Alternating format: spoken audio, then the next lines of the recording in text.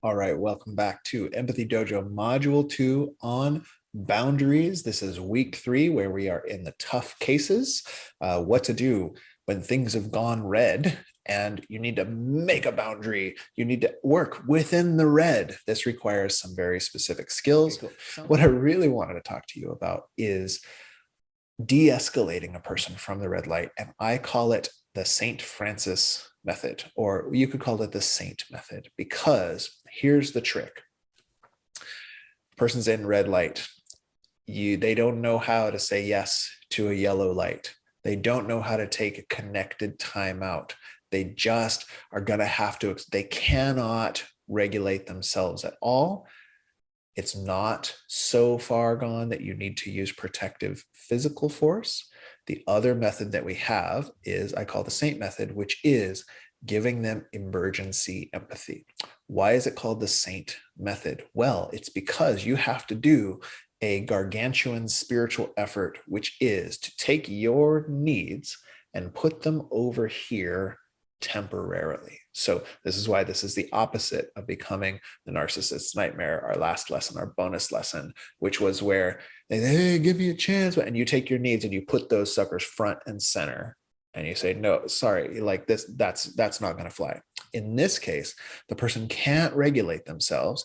And it's kind of like, if you've got a kid or like a rescue dog. I love watching videos online of rescue dogs that learn to trust, and the thing is, like, well, they're gonna growl and sometimes they're gonna snap.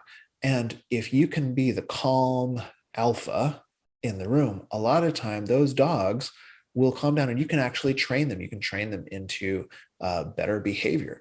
But it comes from, like, if you walked in there and they growled at you and your first thought was, why are they growling at me? You cease to be the calm alpha of the pack who can regulate them by how regulated you are. Because in systems theory, they talk about attractors, and then this comes through into kind of like new age energy ideas of that you could be the strongest energetic attractor in a relationship. Now, whether that's true in terms of subtle energies, I'm not sure, but it's a great metaphor for if someone is really dysregulated.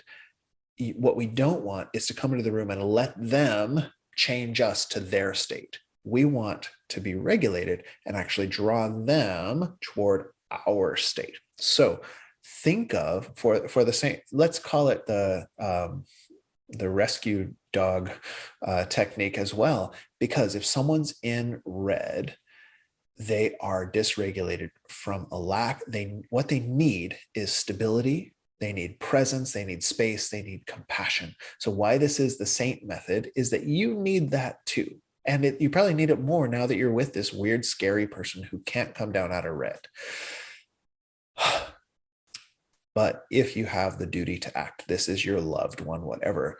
The trick is, it's not that we're sacrificing our own needs forever. This is not the martyr technique, although was St. Francis martyred? Anyway, it's the saintly technique in that we are going to put ours aside in order to become an empathy generator for the other.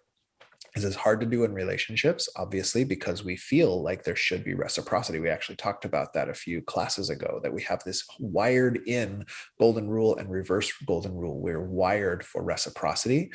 In this lesson, we are going to suspend reciprocity and become an empathy generator. So you can see how this would require that you had already done a bunch of those challenging situation self-compassion katas. You'd learn to empathize with yourself, and then you had learned to shift into taking perspective on the other and empathizing with their experience. It actually brings in all the way from our previous module in our live class, where we learned the art of reflecting back, basic reflecting back the needs and values.